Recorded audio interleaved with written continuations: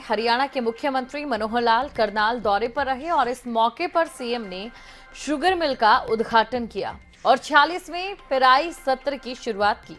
तो वहीं कई मुद्दों पर खुलकर मीडिया से बातचीत भी की और क्या कुछ सौगात यहां पर किसानों को दी गई, दिखाते हैं आपको इस रिपोर्ट में।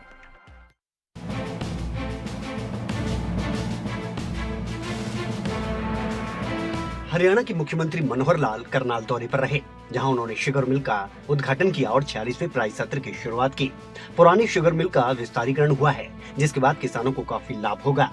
पहले से ज्यादा अब शुगर मिल की क्षमता बढ़ाकर 3500 टीसीडी कर दी जाएगी, जिससे किसानों को गन्ने की फसल लेकर दूसरे राज्यों में नहीं जाना पड़ेगा। वहीं 18 मेगावाट का बिजली उत्पादन प्लांट भी इसके अंदर लगाया गया है, जिससे अब बाहर से बिजली नहीं लेनी पड़ेगी। जो बिजली इस शुगर प्लांट में खर्च करने के बाद बचेगी, वो बिजली सरकार को दे दी जाएगी। मित्रों, इस इलाके के किसानों को बहुत बड़ा लाभ होने वाला है, क्योंकि इस इलाके में जो गन्ना उत्पादन है, पहले 50 लाख जो क्विंटल है वो साल का गन्ना उत्पादन होता था, लेकिन इसकी जो क्रशिंग कैपेसिटी थी हमारी मिल की 35 लाख क्विंटल साल का यही ले पाती थी। शेष जो गन्ना इनको जो आसपास की शुगर मिलें थी वहाँ लेकर के जाना पड़ता था, लेकिन अब इसकी कैपेसिटी 2200 जो हमारा टीसीडी से बढ़ाकर 2200 से बढ़ाकर 3500 टीसीडी कर दिया गया है, जिसकी capacity 50 lakh ton 50 lakh quintal ये गन्ना किसान जो है यहाँ डाल सकेंगे। आवश्यकता पड़ने पर इस वर्ष तो हमने पुरानी मिल को भी रखा है, अगर कहीं कोई और गन्ने की यानी आवश्यकता हुई क्रशिंग की तो इस दूसरी मिल को भी इमरजेंसी में चलाया जा सकता है, लेकिन अब मुझे नहीं लगता कि कोई गन्ना किसी को बाहर की मिल में ले जाना पड़ेगा।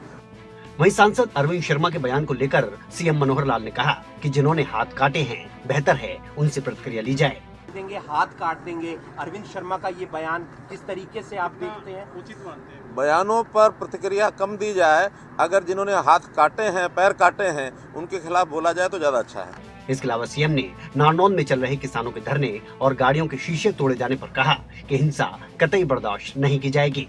जो दोषी होगा उनके खिलाफ कार्रवाई जरूर होगी। उनके खिलाफ कार्रवाई के लिए एफआईआर हो चुकी है और उनकी ये सिद्ध भी हो गया है कि उन लोगों ने नुकसान पहुंचाया, गाड़ियों को पहुंचाया, अवरोध डाला, और जबकि इनकी ओर से किसानों के नेताओं की ओर से एक पहले वायदा किया गया था कि हम किसी प्रकार की कोई हिंसात्मक गतिविधि नहीं करेंगे, शांतिपूर्वक आंदोलन चलाएंगे, लेकिन जगह जगह पर जिस प्रकार के ये भोंडे काम करते हैं ये उचित नहीं है किसी भी आंदोलनकारी के लिए। लेकिन सरकार कहीं भी कोई कानून को तोड़ने की बात करेगा उसके खिलाफ कार्रवाई। किसान आंदोलन को 1 साल पूरा होने जा रहा है, ऐसे में सीएम ने कहा कि आंदोलनकारी केवल जिद पर अड़े हैं। कुछ लोगों का आंदोलन है और कुछ लोग अपनी जिद के कारण से ये सब कर रहे हैं। वो साल हो, 11 महीने हो, 12 महीने हो, उनको जो रणनीति बनानी है बनाएंगे, हमारे कहने पर तो है नहीं। वो अपने मन से चलते हैं और जिद करके चलते हैं। अगर वो जिद को छोड़ दें तो उनकी ये समस्या भी हल होने में देर नहीं लगेगी।